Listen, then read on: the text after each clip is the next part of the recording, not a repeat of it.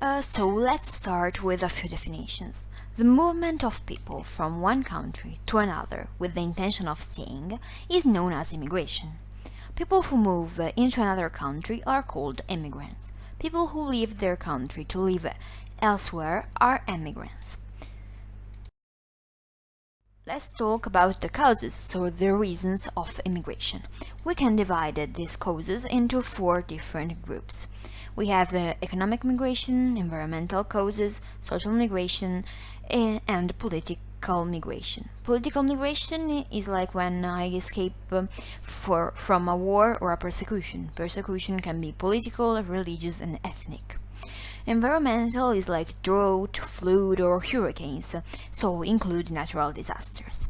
Social migration is like when I move for better quality of life or to be closer to my family or friends.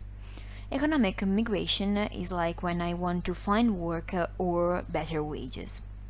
When a person flees the native land to escape from a persecution or danger is called refugee.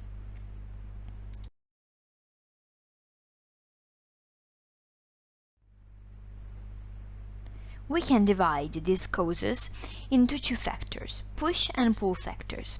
Push factors are involuntary or forced migration, like if in my country there is war, persecution, unemployment, poverty, or environmental disasters. Pull factors are voluntary migration, so I'm attracted or pulled to a particular area. So, for example, I want job and study opportunities, better wages, and life quality, or want to be near to family or friends. Migration usually happens as a result of a combination of these push and pull factors. Now let's talk about the pros and cons of immigration. The pros and cons of the country of destination. The pros are that they are a cultural and social enrichment. They solve the skill shortage of manual labor and also of better skilled workforce. They increase economic output because immigrants are usually young workers, and they solve the demographic problems.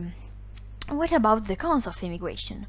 There are problems of racism and integration.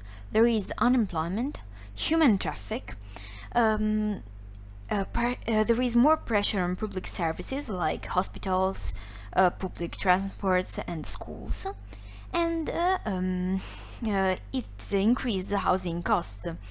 And there is a potential negative impact on real wages. What about the pros and cons of the country of origin? So the positive impacts are that we have some benefits from remittance. So, for example, if the migrant send money to his or her family, unemployment is reduced, and the returning migrants bring skills and international contacts. What about the negative impacts? So there is an economic disadvantages, a loss of highly trained people, and a social problem for children that maybe will grow up without a mom or a dad, or both. People migrate from many different states.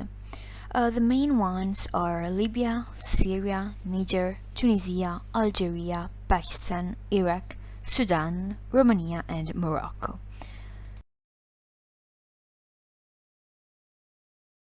I have chosen Libya and Tunisia.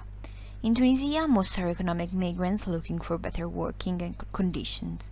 Despite a growing economy, it still has serious employment problems. We find strong clashes, repressed by force, which have increased the already considerable difference between rich and poor, aggravating the situation in the weaker areas. In addition to economic problems, there are also still draconian laws that affect the LGBT community. Homosexuality is in fact punished with prison. The government is responding to these areas with actions that violate human rights.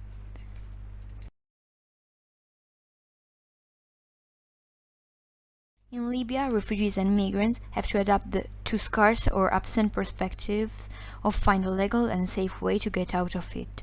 People who, after suffering in the country, risk their lives at the sea seeking safety in Europe only to be intercepted, brought back to the place of departure and subjected to the same violence from which they had feared to get away. On May 27, gunmen opened fire on around 2,000 refugees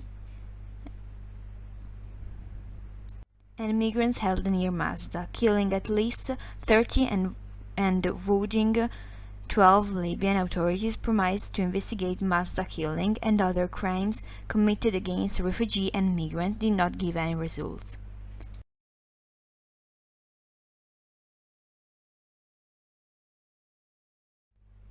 There are many states that welcome refugees. Those that welcome the most are United States, Germany, Saudi Arabia, Russia, United Kingdom, United Arab Emirates, France, Canada, Australia, Spain. Italy welcomes many immigrants relative to its population, despite there are policies that would like to reduce them or even eliminate them altogether.